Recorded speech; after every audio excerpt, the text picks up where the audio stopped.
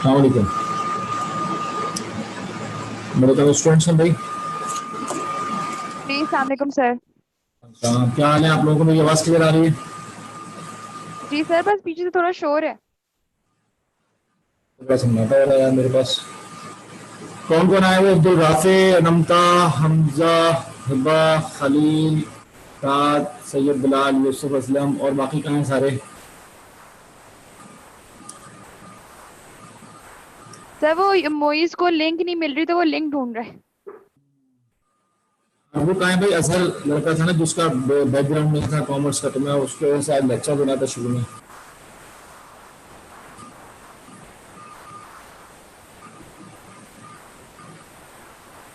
Exactly time क्या हुआ है?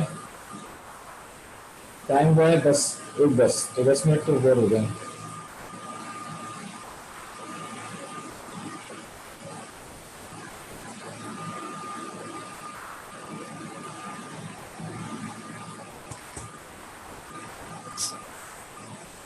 आज मुझे बेसिक अकाउंटिंग के ऊपर लेक्चर देना था। एक चाह रहा था एक लेक्चर दूँ और उसके बाद सोल ट्रेडर पे आ जाऊंगा। तो लेकिन स्टूडेंट्स आ जाएं ज़रा। क्या रजिस्ट्रेशन में हुई है? स्टूडेंट्स की क्या प्रॉब्लम आ रही है? आप लोगों को तो हो गया है। अब आप सबने तो मुझसे माशाल्लाह से पढ़ा हुआ है। बेसिक अकाउंटिंग तो आप लोगों को पढ़ाने का कोई फ़ायदा ही नहीं है। और सिलेबस के मुताबिक भी आपको सारी बातें बता दी थी मैंने। मैं तो आप अगर आप लोग को क्या हो तो मैं तो बहुत हैवी चीज़ें पढ़ा सकता हूँ आप लोगों को। लेकिन अभी मुझे ये देखना है कि और स्टूडेंट्स कौन कौन से रजिस्ट्रेशन के अंदर। मेरी आवाज़ क्लियर आ रही है?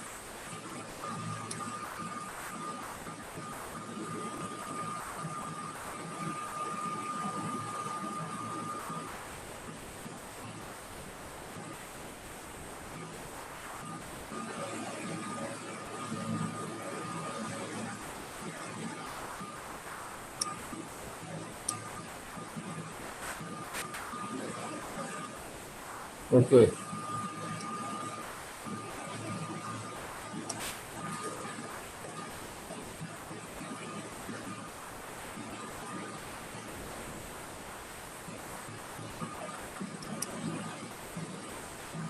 वेट करो 2-4 मिनट, रुक जाओ, उसके बाद शुरू करते हैं। 2-3 मिनट में शायद 2-3 और स्टूडेंट्स आ जाएं।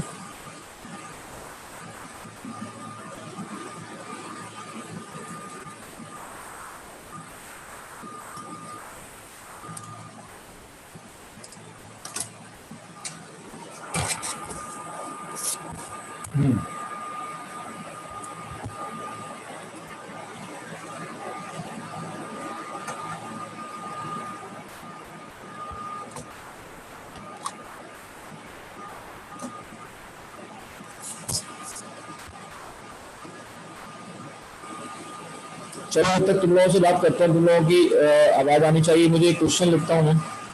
थोड़ा सा अकाउंटिंग से रिलेटेड रिव्यू हो जाएगा तुम लोगों का, क्योंकि आगे जो मैं चीज़ पढ़ाऊंगा वो इससे लिंकअप है।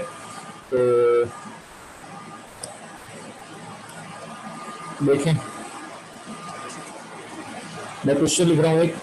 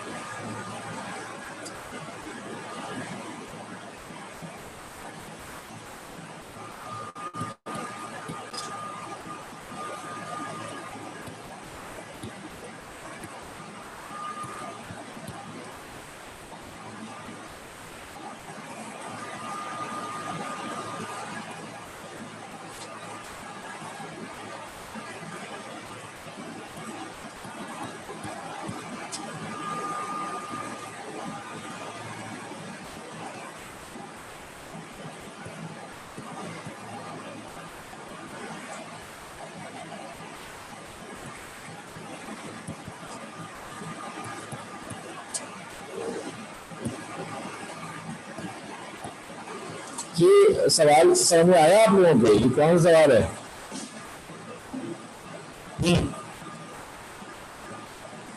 सवाल समझ में आया? मेरी आवाज़ आ रही है? माइक ऑन कीजिए अपना। अब आप मुझे बताइए, रेंट का अकाउंट किसी किसी को याद है पूरा? रेंट का अकाउंट यानी कि ये वो बाप और अप्पा वाली कहानी है। और क्योंकि हमें आगे काफ़ी फाइनेंशियल स्टेटमेंट की क्वेश्चंस करना है, तो उसमें ये कैलकुलेशन बहुत इंपॉर्टेंट है। मैंने कहा चलो रिव्यू कर दूँ। वैसे तो मुझे पता है कि आप लोगों को अच्छी तरीके से मैंने कराई थी। अब रेंट एक्सपेंस का अकाउंट अगर हम बनाते हैं या रेंट पेड का अकाउंट बनाते हैं, तो कौन से बैलेंसेस कहाँ रिकॉर्ड होते हैं? रिमेंबर,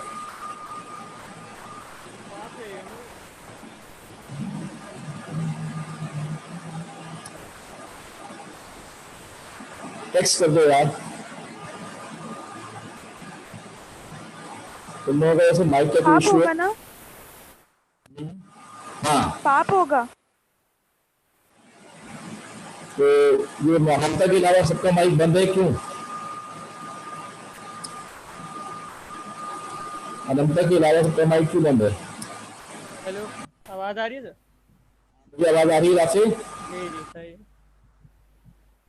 हमारी आवाज आ रही है, बहुत प्यारी सी आवाज आ रही है यार। Thank you sir, thank you.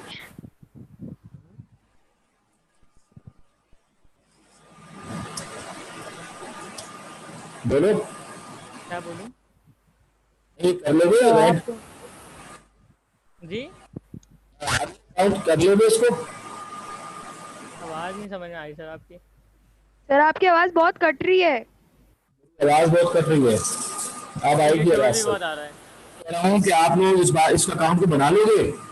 Ji ji ji sir, पाप बनाइए। बनाएं। अच्छा, एक मिनट।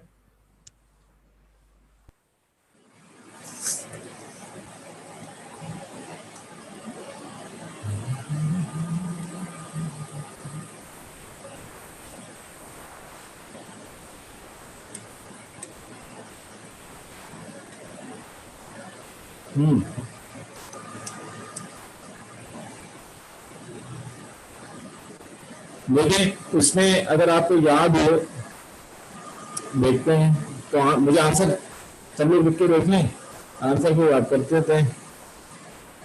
बैलेंस ब्रॉट डाउन कौन सा वाला आएगा इसमें? प्रीपेड वाला आएगा 2000, क्योंकि वो एसेट्स होते हैं। 2000 वाला। और इसी तरीके से अक्रूड कौन सा आएगा? अकाउंट आएगा 3000। कि यहाँ पर अक्रूड लिखना नहीं चाहिए, हमें सिर्फ बैलेंस ब्रॉट डाउन लिखना चाहिए। तो यहाँ पर बैलेंस ब्रॉट डाउन कौन सा आएगा? 5।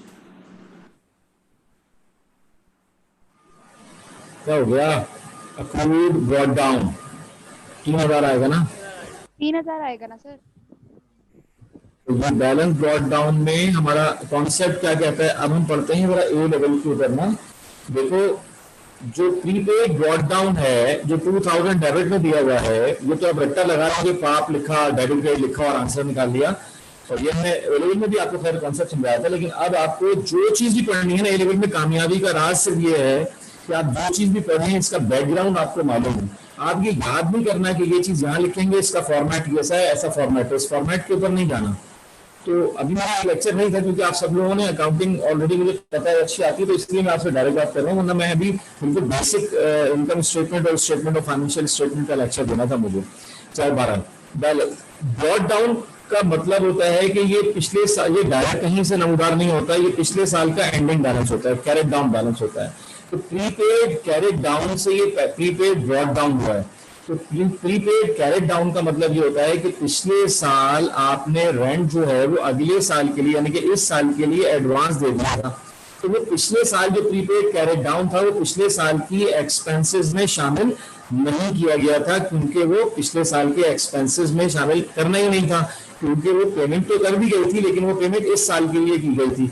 इसलिए वो बैलेंस ब्रॉट डाउन हम यहाँ पर लिख लेते हैं। तो जो भी चीजें यहाँ पर आ रही हैं, यहाँ पर आ रही हैं, इसमें बैलेंस ब्रॉट जो डेबिट में आ रही है चीजें, तो उसका मतलब है वो अमाउंट जो है वो इंक्लूड हो रहे हैं एक्सपेंसेस में, जो भी डेबिट साइड पर आएंगे। और जो भी क्रेडिट साइड के अकाउंट हैं वो इस बात को शो करेंगे कि ये प्रीपेड इस साल के एक्सपेंसेस से ताल्लुक नहीं रखता, इसमें से माइनस करना पड़ेगा। तो मैं जो बात करना चाह रहा था ये था कि बैलेंस ब्रॉट डाउन आपने लिखा, तो बैलेंस ब्रॉट डाउन का मतलब क्या है कि पिछले साल आपने इस साल के लिए पेमेंट एडवांस कर दी थी, तो अब वो इस साल की पेमेंट में एक्सपेंसेस में शामिल कर ली जाएगी। इसी तरीके से अगर हम बात करें, अल्लाह भला करे, दूसरे बैलेंसेस का, अभी वाइस वर्सा हो जाएगा। यानी कि अब आपका जो बैलेंस ब्रॉट डाउन आपने यहाँ पर जो लिखा था, तो कौन सा लिखा था? अक्रूड। अक्रूड का आउटस्टैंडिंग भी बोलते हैं। और ये कौन सा लिखा था? प्रीपेड।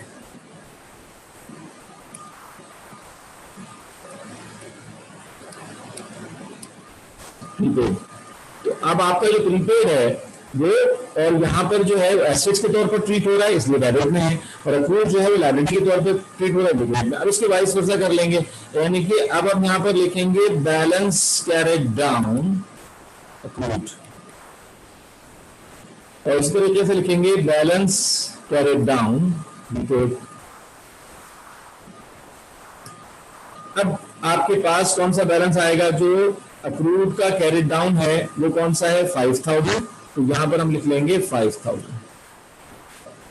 और प्रीपेड का कैरेज डाउन कितना है? 4000, हम यहां लिख लेंगे 4000। अब हमें पता चल गया कि जो भी, और उसके बाद जो मैंने कहा था कि आपके पास ये जो अमाउंट लिखा हुआ है रेंट पेड 20,000, इसको एंट्री क्या बनती है? अगर हम जर्नल एंट्री बनाएंगे या ट्रायल में लिखा होगा तो डेबिट में लिखा होगा, लेकिन अगर वो कहता है रेंट पेड तो उसकी एंट्री क्या बनेगी? उसकी एंट्री बनेगी रेंट पेड डेबिट या रेंट डेबिट और बैंक क्रेडिट। तो अक्सर स्टूडेंट गलती से क्या करते हैं, इसको क्रेडिट साइड पर लिख देते हैं। भाई रेंट एक्सपेंस जब इंक्रीज होता है तो डेबिट होता है, तो हम डेबिट में लिखेंगे 20,000 अगेंस्ट बैंक। तो अब हमारे पास ये सारे बैलेंसेस जब पूरे हो जाएंगे तो हम इसको करेंगे टोटलिंग। तो हम टोटलिंग करेंगे तो आपको पहले डेबिट में देखना पड़ेगा कि आपके पास टोटल जो एक्सपेंसेस में अमाउंट आ रहे थे वो कितने आ रहे थे? 20,000 प्लस 5,000, 25,000 प्लस 2,000, 27,000। अब आपके एक्सपेंसेस जो थे वो 27,000 थे। अब इसमें से ये कह रहा है कि ये दोनों एक्सपेंसेस इस साल के एक्सपेंसेस में शामिल आप नहीं करेंगे, ये क्रेडिट साइड पर है। क्यों नहीं करेंगे इसको भी सुन लीजिए। बैलेंस ब्रॉट डाउन ये अक्रूड है। अक्रूड बैलेंस ब्रॉट डाउन का मतलब है कि पिछले साल का ये कैरेज डाउन था, तो पिछले साल ये अनपेड, अक्रूड का मतलब होता है unpaid balance, unpaid expenses, accrued expense, unpaid expenses. तो जो पिछले साल के अनपेड एक्सपेंसेस थे वो पिछले साल के एक्सपेंसेस में हमने शामिल कर लिए थे, क्योंकि all unpaid expenses and receivable income should be recorded in current year expenses और इनकम वेदर पेड और रिसीव्ड और नॉट। ये हमने मैचिंग कॉन्सेप्ट के बारे में आपको बताया था पहले भी। तो अगर बैलेंस ब्रॉट डाउन यहाँ पर लिखा है तो इसका अक्रूड का, तो इसका मतलब है ये बैलेंस कैरेज डाउन होकर आया है ब्रॉट डाउन में, तो इसका मतलब है कि ये पिछले साल के एक्सपेंसेस में ऑलरेडी शामिल हो चुका था, तो इस साल के एक्सपेंसेस में ये शामिल नहीं होगा। तो 27,000 में से ये 3,000 वो हैं जो इस साल के एक्सपेंसेस में शामिल हम नहीं करेंगे, तो 27,000 में से 3,000 तो हट जाएंगे और वो हो जाएंगे 24,000। इसके बाद यहाँ पर लिखा हुआ है बैलेंस कैरेज डाउन प्रीपेड। अब बैलेंस कैरेज डाउन प्रीपेड का मतलब ये हुआ कि इस 27,000 में से 4,000 का अमाउंट वो है जो आपने इन एडवांस ले लिया था, यानी कि बैंक में पड़ा हुआ है, जो इस साल के एडवांस से शामिल नहीं है, बल्कि वो अगले साल का एडवांस आपने दे दिया था, जो अगले साल वही कैरेज डाउन हो जाएगा, ब्रॉट डाउन अगले साल के उसमें शामिल हो जाएगा। तो इसलिए इस साल के एक्सपेंसेस का कोई ताल्लुक नहीं, क्योंकि आपने ये अगले साल के लिए पेमेंट की है, तो लिहाजा ये दोनों अमाउंट आपके करंट ईयर के एक्सपेंसेस में शामिल नहीं हो सकते, चाहे आपको एडवांस में वो पैसे मिल ही क्यों ना गए हों। तो अब हम क्या करें, हमने 27,000 में से 7,000 कर दिए माइनस, इत्तेफाक से ये 20,000 ही हमारे पास जो अमाउंट आया, जरूरी नहीं दोनों सेम, तो ये अमाउंट कहलाएगा इनकम स्टेटमेंट, और इस तरह से हंसी खुशी रहने लगेंगे और ये अमाउंट पूरा हो जाएगा। तो अब आपको ये फाइंड आउट करना आ गया कि हमने जो है वो एक्सपेंसेस को कैसे हम ट्रीट करते हैं। यहाँ तक कोई क्वेश्चन करना है तो बिल्कुल कर दीजिए। इसके बाद इसी तरीके से एक लेक्चर हम ले लेते हैं किसका, अक्रूड इनकम का, यानी कि अप्पा वाला, तो ताकि ये रिवीजन हो जाए। फिर अगर स्टूडेंट, देखो कोई नया स्टूडेंट अगर आया है तो फिर हम जो है, तो ऐसा स्टूडेंट्स की अकाउंटिंग का बेस का प्रॉब्लम हो तो नहीं है, सभी पुराने स्टूडेंट्स हैं हमारे। ये कहा है भाई हमारे, और ये इर्तिजा अब्दुल्ला और अपने कहाँ है स्टूडेंट यार, तो पता है किसी के बारे में? सर वो ताहा तर्जा अभी आएंगे, उनका बस वो फीस का मसला था, उन्होंने वेसी क्लियर नहीं किया। ठीक है। बाकी मुझे नहीं पता, और सैयद अब्दुल्ला ऑनलाइन बात नहीं कर रहे, किसी से उसको रीच आउट करने का कोई तरीका नहीं है। अब्दुल्ला से मेरी बात हो रही है, आजकल मैं ज्वाइन कर लेगा, उनके वाले से बात हो रही है, उसका मसला हल हो गया। और कौन सा अब्दुल्ला के अलावा इब्तिदा है अपना, उस वासे का नहीं पता। तुम कह रहे हो कि अभी वासे भी आज आ जाएगा, आज उसकी नहीं, वासे का भी एडमिशन ही नहीं हुआ ना, वासे का वेल्स में। अच्छा, वासे का एडमिशन जो है वो कल उसके रिजल्ट के ऊपर डिपेंड करता है, बगैर उसके पेरेंट्स के। मेरी बात हो गई है उनसे। तो बाकी हमारे पास सारी क्लास आ गई यहाँ पर, सिर्फ सैफ नहीं आया, सैफ और वासे नहीं आया, बाकी तो इर्तिजा भी आ गया।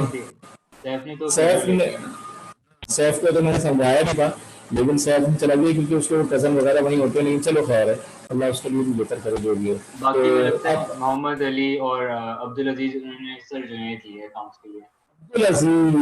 अब्दुल अजीज ने तो एडमिशन ले लिया था। जी जी, वो सर जुनैद के साथ हैं। अच्छा, और अब्दुल अजीज और कौन? मोहम्मद और आई अली गेस मोहम्मद अली भी शायद। कर दिया मैंने यार, ऐसा नहीं कर रहे हैं। ग्रुप में है अली। हाँ, ग्रुप में तो है वैसे वो, पता नहीं अली क्या ग्रुप नहीं में कर है, रहा। लेकिन वो सर जुनैद के साथ है। अच्छा चलो खैर है, कोई मसला नहीं है, जिसके साथ बिना अपना भेज नहीं होना चाहिए। और दूसरी बात, अब्दुल अजीज तो अच्छा बच्चा है यार, वो कहाँ चला गया यार?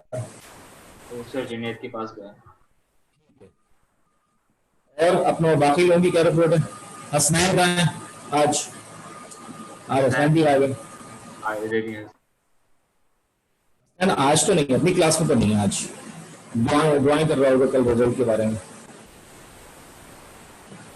ठीक है भाई, इंशाल्लाह कल क्या है? सर कल रिजल्ट का मेरा ख्याल है कि रिजल्ट आप लोगों को तो मैसेज वगैरह आ जाएगा। रिजल्ट की टाइमिंग मुझे एग्जैक्ट नहीं पता, 10-11 बजे शायद रिजल्ट आएगा, तो आप लोगों को शायद 11:30-12 बजे रिजल्ट दे दिया जाएगा, आप लोगों को बुलाकर अलग अलग। वो तो मुझे उसके बारे में कंफर्मेशन नहीं है। तो सर एक तो ऑनलाइन तो मिलेगा, लेकिन स्कूल भी आके लेंगे ना फिर हम, जो उसकी हार्ड कॉपी है। वो तो बाद में मिलेगी, अभी तो नहीं मिलेगी। अच्छा, सही सही, सुन लो सर। कोई काम नहीं। चलो फिर अब जरा वो करते हैं बात उसकी, एक क्वेश्चन की। ये सात सलाम तुम्हें समझ में आ गया? तुम्हारी बेस इतनी स्ट्रांग नहीं है ना, इसलिए एएस के अंदर बड़ा शुरू से लेकर चलना पड़ेगा तुम्हें। और तुम, मैं फिर बता रहा हूँ, सात सलाम तुम स्पेशली सुन लो, मुझे हर किसी की जिसको मैंने पढ़ा उसके बारे में मुझे पता है। तुम्हारे अंदर बहुत अच्छा पिकअप है, लेकिन तुम मैथ्स के अंदर थोड़ा बोर होकर पढ़ते हो ना न्यूमेरिकल को, तो इसलिए तुम्हें मैं खास तौर पे बात कर रहा हूँ कि आप, वैसे तो सबके लिए ये ऑफर है, हमेशा के लिए है कि अगर आप लोगों को कोई लेक्चर समझ में नहीं आता है, कोई प्रॉब्लम होती है, तो मुझे आप पर्सनल उस पर मैसेज करके व्हाट्सएप पे आप मुझसे अलग से भी टाइम लेके पढ़ सकते हो, ठीक है ना? तो ऑनलाइन पढ़ने में कोई इतना मुझे कोई परेशानी नहीं है पढ़ाने में ना, जिस वक्त भी आप बोलोगे मैं पढ़ा दूंगा। कभी कभार ऐसा होगा कि मैं बिजी हूँ तो आपको दूसरा टाइम दे दूंगा, वरना आप 10 बजे 11 बजे जब रात को बोलोगे तो सर ये वाला टॉपिक दोबारा पढ़ा दें, हम बैठ के दोबारा पढ़ा देंगे। स्पेशली मैं तुम्हें इसलिए बोल रहा हूँ कि तुमने मेरे ऊपर टेस्ट भी किया, तुमने ज्वाइन किया, और तुम्हारा बेस भी इतनी बहुत ज्यादा स्ट्रांग नहीं है, तो अब ए लेवल के अंदर बेस बहुत स्ट्रांग बनानी पड़ेगी। तो मैं आपके साथ हूँ, जिस तरह कोई साइंस का स्टूडेंट आएगा तो मैं उसको पढ़ाऊंगा, ठीक है सर, सही है। परेशान नहीं होना। चलिए अब मैं एक सवाल और लिखता हूँ बिस्मिल्लाह करके। अब मैं लिखता हूँ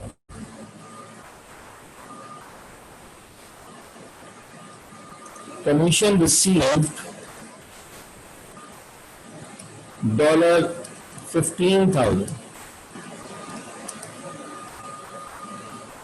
कमीशन रिसीव $15,000। अब अगर मैं ये कहता हूं कि इसमें जो है ब्रॉट डाउन और कैरेट डाउन दो बैलेंसेज हैं, तो बैलेंस ब्रॉट डाउन और कैरेट डाउन में अगर मैं आपसे ये कहता हूं कि भाई ये है प्रीपेड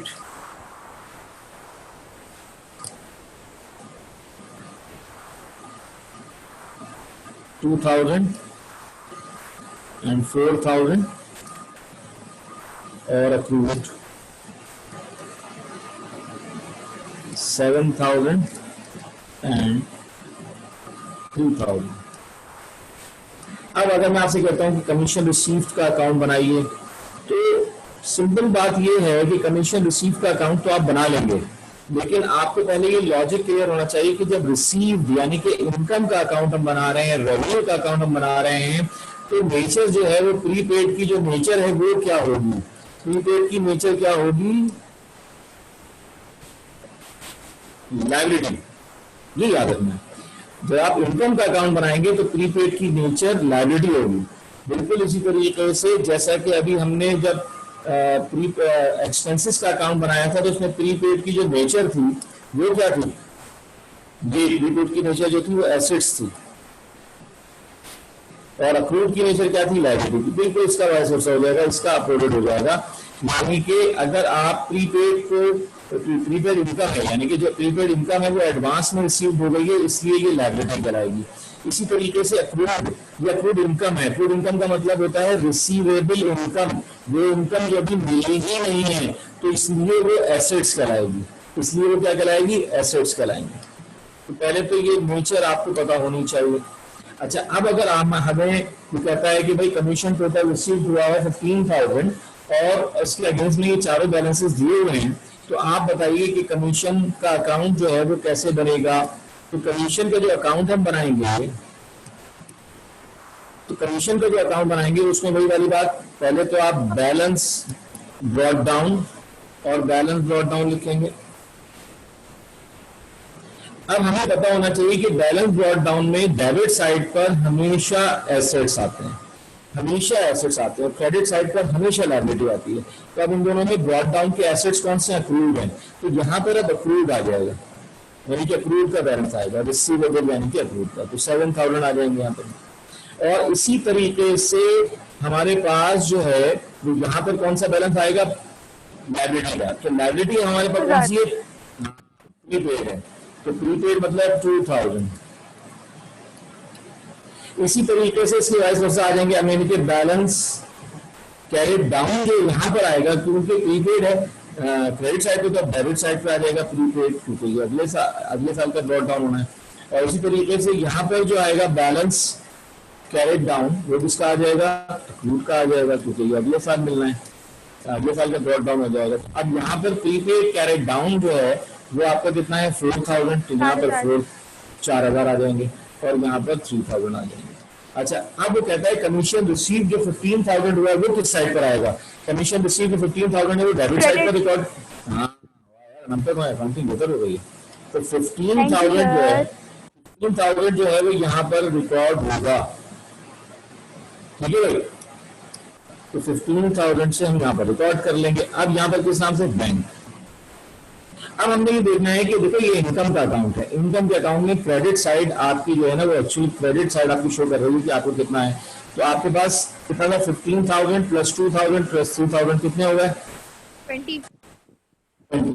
तो ये आपके पास 20,000 आ गया। अब हमें यहाँ पर भी देखना है कि 20,000 में से हमारी ये दोनों इनकम हमारी नहीं है। अब क्यों नहीं है, इसकी लॉजिक आपको पूरी क्लियर होना चाहिए। कोई आपसे पूछ ले तो आप ये नहीं कहेंगे भाई हमेशा डेबिट में लिखते हैं, माइनस कर देते हैं, इनकम आ जाती है। हमें पता होना चाहिए कि बैलेंस ब्रॉट डाउन जो अक्रूड डेबिट में लिखा है, इस बात का मतलब ये है कि ये कैरिड डाउन है, यानी कि पिछले साल का रिसीवेबल है। तो ये पिछले साल का रिसीवेबल पिछले साल की इनकम में शामिल हो चुका है, इसलिए उसको इस साल की इनकम में शामिल नहीं करेंगे, बेशक ब्रॉट डाउन हो रहा है। इसी तरीके से प्रीपेड कैरिड डाउन है। ये प्रीपेड कैरिड डाउन का मतलब है कि 4,000 वो हैं जो हमें एडवांस में रिसीव हो गए हैं, लेकिन ये एडवांस में जो रिसीव हुए हैं वो अगले साल के लिए हुए हैं, इसलिए हम इसको इस साल की इनकम में शामिल नहीं करेंगे, इसलिए ये दोनों इनकम में शामिल नहीं होंगे। और ये दोनों इनकम में क्यों शामिल होंगे ये भी प्रूफ कर देता हूं मैं आपको। बैलेंस ब्रॉट डाउन प्रीपेड है, प्रीपेड इनकम ब्रॉट डाउन का मतलब है कि पिछले साल की इनकम थी जो एडवांस में रिसीव हो गई थी इस साल के लिए, तो इस साल की इसका मतलब है इस साल के लिए तो करंट ईयर पिछले साल की इनकम इस साल के लिए एडवांस हो, जारी बात है ये कंफर्म है, तो ये इस साल की इनकम में शामिल हो जाएगी। और इसी तरीके से accrued carried down matching concept है, यानी कि रिसीवेबल है, और वो रिसीवेबल जो इस साल हमें मिलना है अगले साल बेशक मिलेगा, लेकिन इस साल के एंड तक हमें मिलना था, लेकिन इसका मतलब है ये इस साल की इनकम में शामिल किया जाएगा एज पर मैचिंग कॉन्सेप्ट। तो इसलिए ये जो क्रेडिट साइड है ये इंक्लूड करती है इनकम को, और ये डेबिट साइड एक्सक्लूड करती है। तो 20,000 में से हम 11,000 माइनस कर देंगे तो कितने बचेंगे, 9,000। तो ये 9,000 जो है वो हमारा जो है वो अकाउंट आ जाएगा कौन सा, इनकम स्टेटमेंट। तो इस तरह यहाँ भी सब इशू जाने लगेंगे। तो लिहाजा आप लोग जो है अब थोड़ा सा, अच्छा बुक वगैरह सबने ले ली है? जी सर, वो बस आज सारी आ जाएंगी। बुक वगैरह ले लिए तो फिर जो है वो आप लोगों के लिए ये होगा कि फिर मैं मुझे लग रहा है कि एक और आज मेरी आपकी जो यूएस है ना, इसके अंदर मैं 2 ग्रुप बना दूंगा पर्सनली, मतलब जब तक ऑनलाइन में है। तो एक ग्रुप के अंदर जो आप लोग मुझसे पढ़ चुके हैं उन लोगों को थोड़ा सा अलग से पढ़ाऊंगा, क्योंकि आप लोगों को लेक्चर देने का अंदाज अलग होगा, और एक जो नए स्टूडेंट्स होंगे 6-7 उनको अलग पढ़ा दूंगा, उनके साथ भी आप विषय कर सकते हैं। लेकिन उन लोगों का तो आप ऐसा ना हो कि आप लोग बोर हो गए ना। नए स्टूडेंट जो लोग साइंस से करके आए हैं उनको भी तो क्लास में पढ़ाना है, तो ऑब्वियसली उनको मुझे पहले बताना पड़ेगा बेसिक अकाउंटिंग, फिर उसके बाद उनको लाना पड़ेगा। तो ऐसा ना हो कि आप लोग बिल्कुल बोर हो जाए, क्योंकि आप लोगों ने बहुत ज्यादा बेसिक अकाउंटिंग करी है, 3 साल तक करी है, 9th में भी, 10th में भी, 11th में भी। तो मैं चाह रहा हूँ कि आप लोगों को फिर अलग से उसमें पढ़ा दूँ। तो आज कल रिजल्ट के बाद देखते हैं क्या पोजीशन होती है बाकी सबकी, तो इंशाल्लाह सर एक सवाल है सर, वो हमें ग्रुप पर जो है वो एक टाइम वो बुक्स का लिस्ट भेजिए। तो सर इतनी सारी बुक्स खरीदनी है? सारे सब्जेक्ट की बात कर रही हूँ? अकाउंट्स की बात कर रही हूँ। नहीं, अकाउंट्स में तो जो मैंने बताया था वो खरीदनी है, कौन सी लिखी हुई है? पता नहीं किस किस की लिखी है। नुमान मलिक तो उन्होंने गाइड में डाल दी, और एक और बुक पता नहीं किसकी है। होल्डर तो नहीं है, होल्डर? एक मिनट सर देखते हैं। पहले आप मुझे व्हाट्सएप कर देना बेटा, मैं बता दूंगा, ठीक है, कोई मसला नहीं है, व्हाट्सएप कर देना हाँ आप सर, मुझे। नुमान मलिक की लेनी है ना, एक उनकी थ्योरी और एक उनकी प्रैक्टिस। बस आप मुझे टेक्स्ट कर देना। हाँ सर एक बोलो। और बात थी। सर कल तो हमें ऐसा आप बता रहे हैं 12 बजे कल क्लास नहीं है, कल क्लास नहीं है। क्लास नहीं है, ठीक है। और रिजल्ट तो हमें ऑनलाइन ही मिलेगा ना, बाद में स्कूल बताएगा कि जो हार्ड कॉपी कब लेनी है।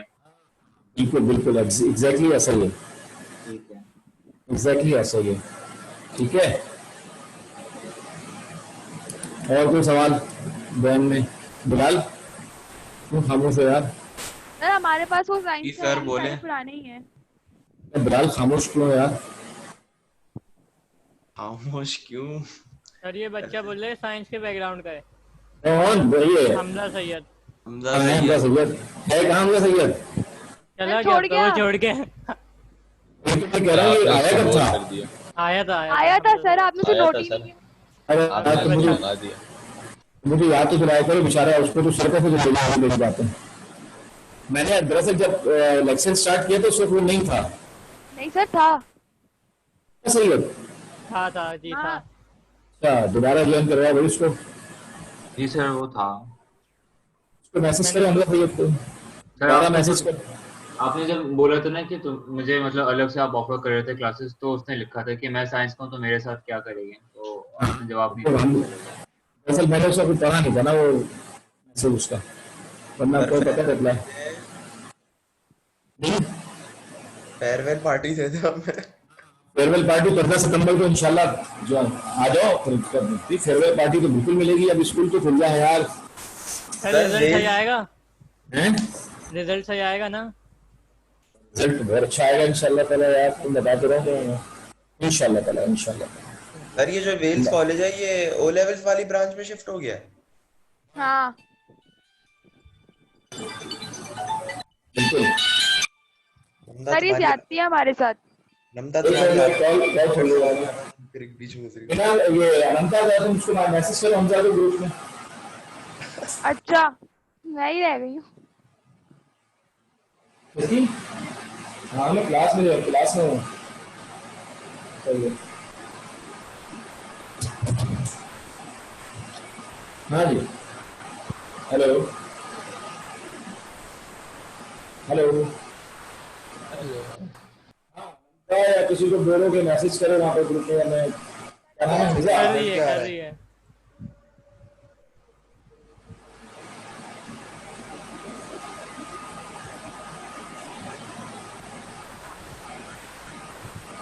सर जो हमने मॉक्स दिए थे उसके सिर्फ 40% मार्क्स काउंट हुए हैं ना?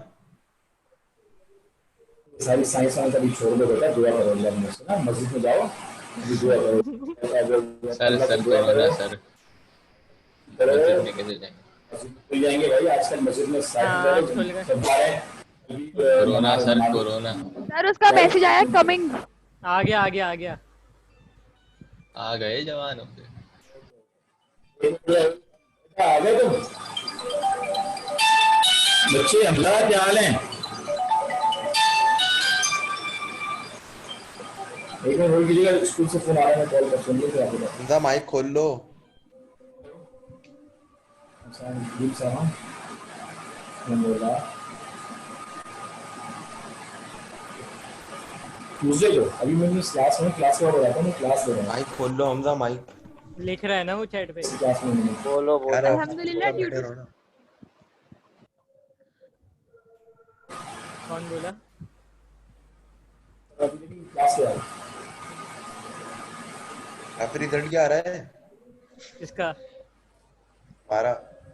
यार सब लोग पता है, दुआ करो मैं से अच्छा पूछ रहा है। है। State you let's go. हाँ, बात है तुम यार तुम कहाँ हो यार? मुझे मेरी बात पहली चलो खाना शुरू जाओ बच्चों को। हाँ भाई हमजा जरा अपने माइक ऑन करो, या माइक के बगैर हो तुम? अच्छा ठीक नहीं है, नहीं माइक के शाबाश। बगैर नहीं, माइक के साथ। ठीक है, सॉरी यार तुम्हारा मैसेज नहीं पड़ा। मैं दरअसल ये बच्चों से मेरी पुरानी 3 साल पुरानी ऐसी जो है ना बातचीत, तो वो इन लोगों के साथ मैं अभी चाहूँ तो इनको दो चैप्टर ही पूरे पढ़ा दूँ। मतलब इन लोगों से इतनी अच्छी अंडरस्टैंडिंग है मेरी माशाल्लाह से। अच्छा तुम्हारा मैंने देखा नहीं स्क्रीन पे ना उस वक्त, तुम्हारा नाम नहीं देखता है या नहीं आया, तो इसलिए मैंने ये चीज़ पढ़ा दी जो बहुत आगे की चीज़ है। तो मैं ये बेसिक अकाउंटिंग के बारे में जवाब दे दूँ तो मुझसे रोजाना जो है मंडे और ट्यूसडे, हर मंडे ट्यूसडे को तुम मुझे मैसेज करके 7 से 8 में क्लास ले सकते हो बेसिक अकाउंटिंग की, ठीक है? सर सुबह में या शाम में? नहीं शाम में सुबह 7 बजे यार। नहीं यार जोर नहीं करो यार। ओके ठीक है, तो तुम इस तरह ना मैं तुम्हें बेसिक अकाउंटिंग की पूरी क्लास दे दूंगा और ये मैं अभी ग्रुप के ऊपर भी शेयर कर दूंगा ताकि और भी जो स्टूडेंट्स हैं जिन लोगों की बेस अच्छी नहीं है वो मेरे पास क्लास ज्वाइन कर लें। सही है ओके बेटा? सर जज़ाकल्लाह जी। बिल्कुल परेशान नहीं होना। और इसी बात को थोड़ी सी मैं तुम्हारे साथ स्टडी करता हूँ तो थोड़ा सा समझाता हूँ। अच्छा थोड़ी सी बात करता हूँ मैं इसके ऊपर, अकाउंट्स क्या चीज होती है, अकाउंट्स का मतलब क्या है। अकाउंटिंग का मतलब क्या है? ओवरऑल जिस सब्जेक्ट को हम पढ़ रहे हैं उस सब्जेक्ट की बेसिक नॉलेज या बेसिक कॉन्सेप्ट जब तक हमें पता ना हो तो हम उसके ऊपर बहुत अच्छी ग्रिप नहीं कर सकते। बिल्कुल इसी तरीके से जैसे अगर हम कहीं किसी जगह से कोई जंप करना चाहते हैं तो जंप करने के लिए जो जगह है वो मजबूत जब तक नहीं होगी, जब तक वो बिल्कुल अपनी जगह पे स्टेबल नहीं होगी तो हम बहुत अच्छी जंप नहीं लगा सकते।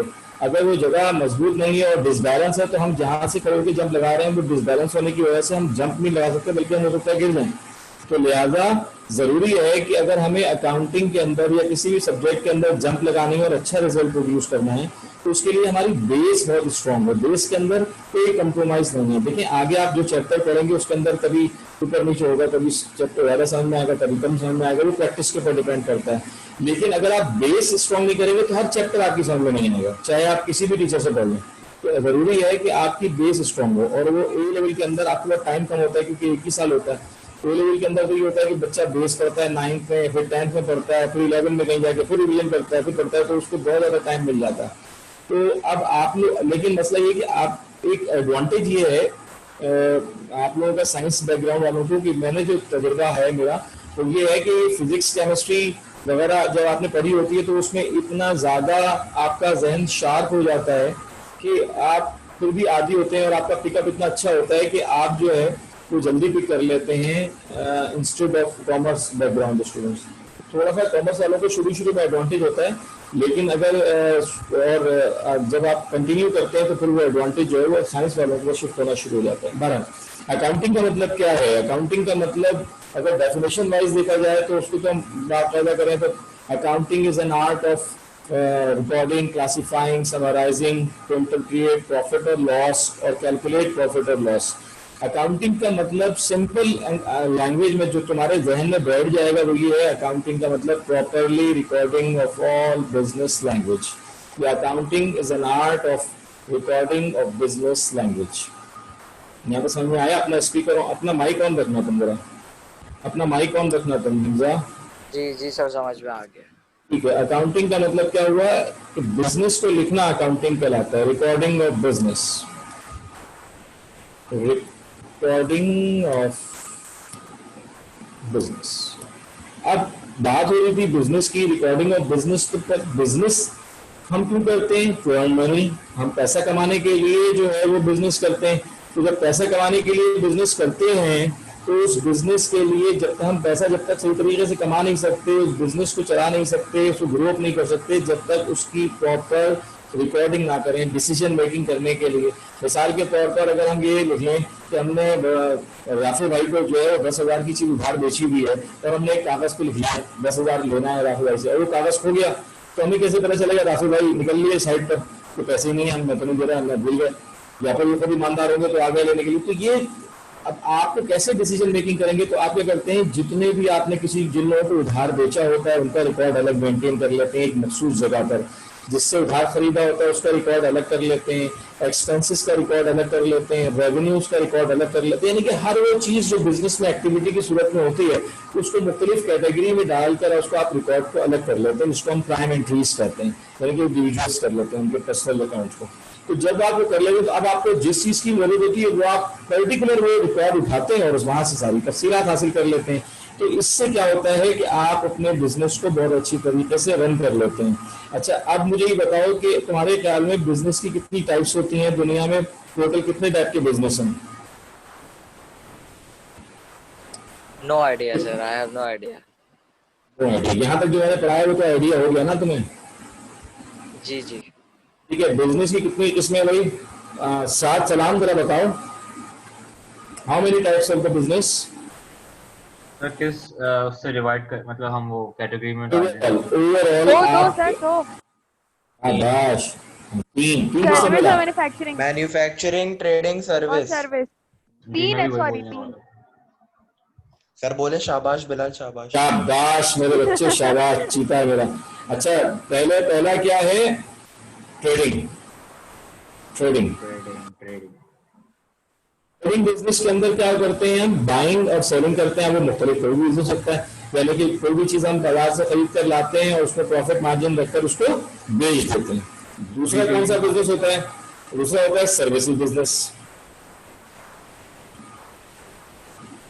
हाँ, रिटेलिंग में भी आ जाता है। सर्विसेज बिजनेस जो है वो क्या होता है कि आप अपनी कोई सर्विसेज प्रोवाइड करते हैं, उसके अगेंस्ट में जो है वो आपको इनकम जनरेट होती है, जैसे स्कूल, कॉलेज, ठीक है, hospital, laundry shop, barber shop, ये सब क्या है? सर्विसेज सेंटर है। तो इनके यहाँ इसमें आप सर्विसेज देते हैं और अपनी अर्निंग करते हैं। और तीसरा जो है वो है मैन्युफैक्चरिंग बिजनेस।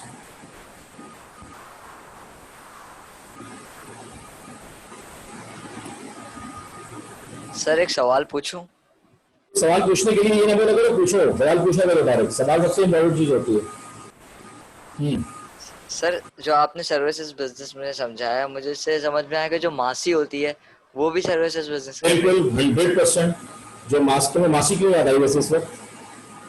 जो मासी 100% लेबर। जैसे मैं टीचर हूँ ना, मैं टीचर हूँ तो मैं भी सर्विसेज बिजनेस कर रहा हूँ, क्योंकि मैं अपनी टीचिंग सर्विसेज प्रोवाइड कर रहा हूँ और मुझे पैसे मिल रहे हैं। तो यानी कि हर वो चीज इसके, जैसे मिसाल के तौर पर आप जिस कॉलेज में आपने एडमिशन लिया, जैसे गर्ल्स कॉलेज है, तो गर्ल्स कॉलेज का बिजनेस का नेचर क्या होगी? सर्विसेज बिजनेस, क्योंकि वो आपको सर्विस प्रोवाइड कर रहे हैं, है ना? बात समझ में आ गई?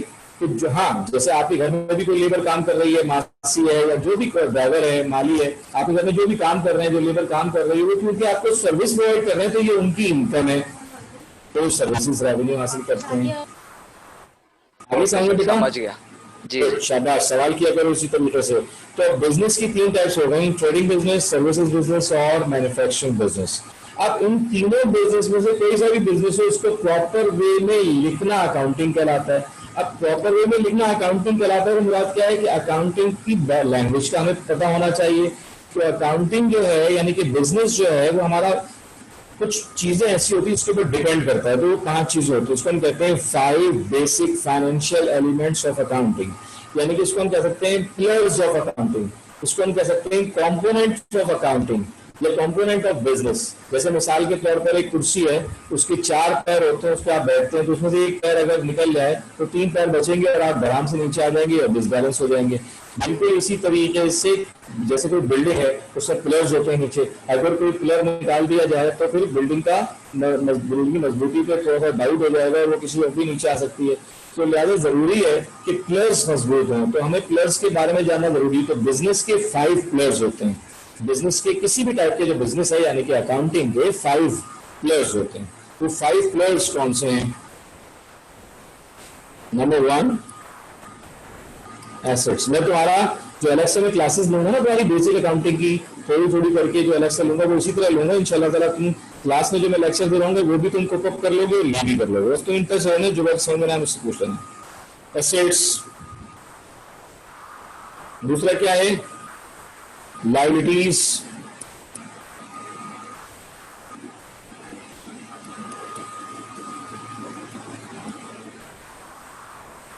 तीसरा क्या है? कैपिटल। कैपिटल।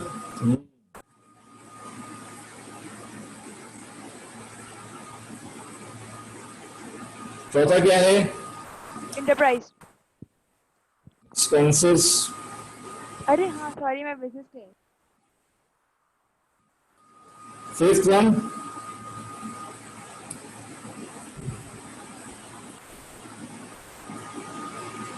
ये अगर तो नोट डाउन करना, बाकी लोगों को नोट डाउन करने की जरूरत नहीं है। आप अगर नोट डाउन करना है ना, कर रहे हो आप note down?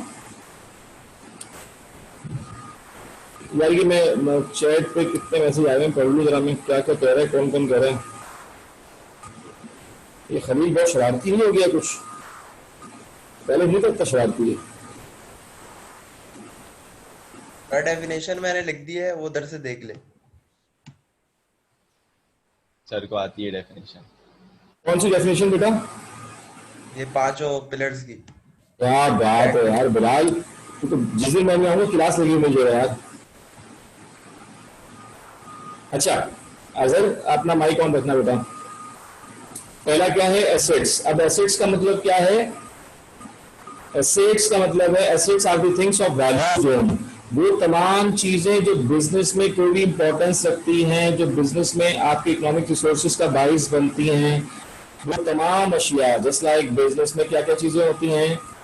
Building, machinery, land, furniture etcetera. ये सारी चीजें जितनी भी थिंग्स हैं वो सब क्या कहलाती हैं? एसेट्स कहलाती हैं। ये बात समझ में आती है?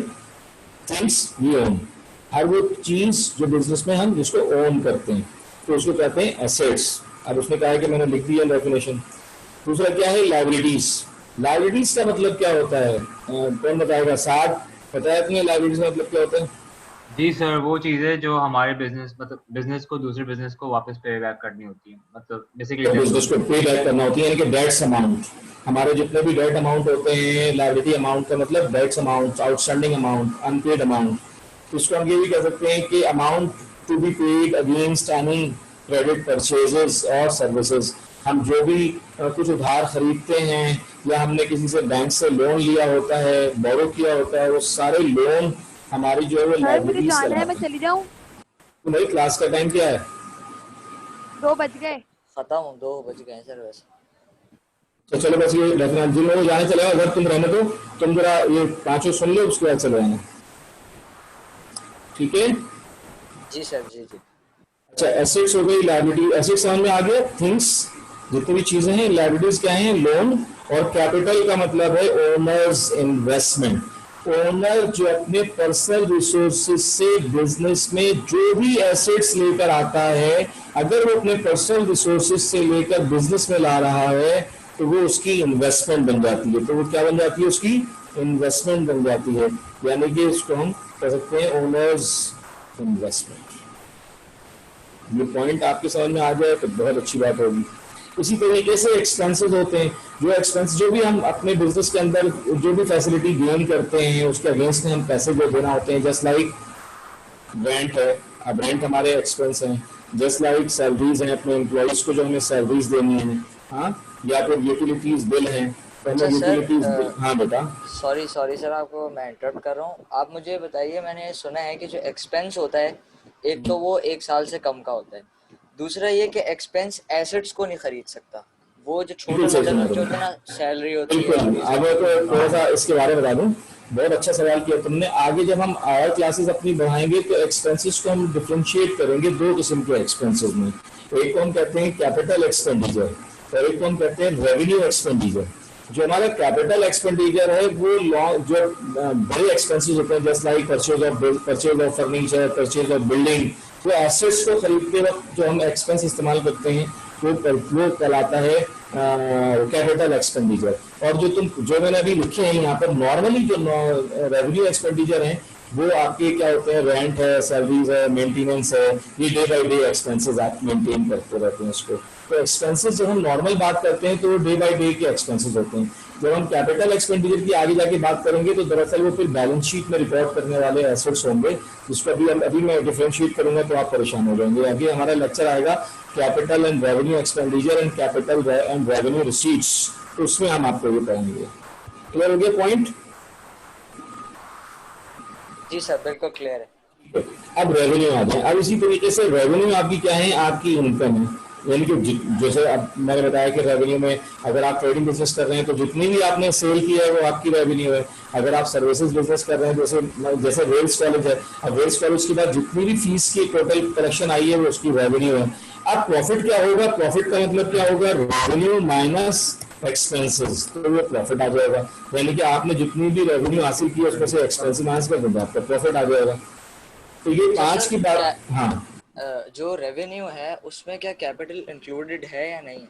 नहीं। अब वो रेवेन्यू का मतलब क्या हुआ कि आपने इनकम में इजाफा किया है। कैपिटल तो आपका अपना पैसा है ना, वो तो आपने मिसाल के तौर पर बिजनेस स्टार्ट किया था, उसमें आपने अपने पर्सनल रिसोर्सेज वगैरह, तो आपकी रेवेन्यू नहीं है। मिसाल के तौर पर आप एक शॉप पर बैठे हैं, आपकी स्टेशनरी की शॉप है। जब आपने स्टेशनरी की शॉप शुरू की तो उसके अंदर आपने फैन ला के लगाया, उसमें एसी ला के लगाया, तो ये सब आपकी इन्वेस्टमेंट है, तो उसमें रेवेन्यू तो नहीं कहेंगे। लेकिन जब उसकी आप कोई कस्टमर आया, उसने आपकी स्टेशनरी परचेज की, तो जब आपकी स्टेशनरी सेल हुई वो आपकी रेवेन्यू होगी। और उसके बाद उसका इलेक्ट्रिक बिल आपने दुकान का पे किया, आपने कोई अगर हेल्पर रखा हुआ है तो उसके एक्सपेंसेस पे किए, यूटिलिटी बिल पे करने के बाद फाइनली आपको प्रॉफिट या लॉस कैलकुलेट हो जाएगा। और अगर आप लॉस में चले गए तो फिर आप बिजनेस को सर्वाइव करने के लिए अगर आपको और मजीद इन्वेस्टमेंट करनी है तो आप मजीद इन्वेस्टमेंट करेंगे। तो ये सारी सिचुएशन होती है। तो बड़ा मजा आया तुम्हारे साथ, तो अच्छे सवाल करते हो इंशाल्लाह ताला, और भी आगे भी हम इसी तरीके से चलते रहेंगे। आज हमारी अटेंडेंस बहुत कम थी क्योंकि कल रिजल्ट आने वाला है, मे बी पॉसिबल इस वजह से। तो इंशाल्लाह ताला हम बात करते हैं कल तो नहीं क्लास, परसों इंशाल्लाह ताला मिलते हैं, ठीक है? जी सर अल्लाह शुक्रिया। हाफिज़। अल्लाह हाफिज़। ओके सर, अल्लाह अल्लाह हाफिज़। हाफिज़। अल्लाह हाफिज। अल्लाह में सलामत रखें। Bye bye. Oh yeah, we'll talk tomorrow. किसका गाना है?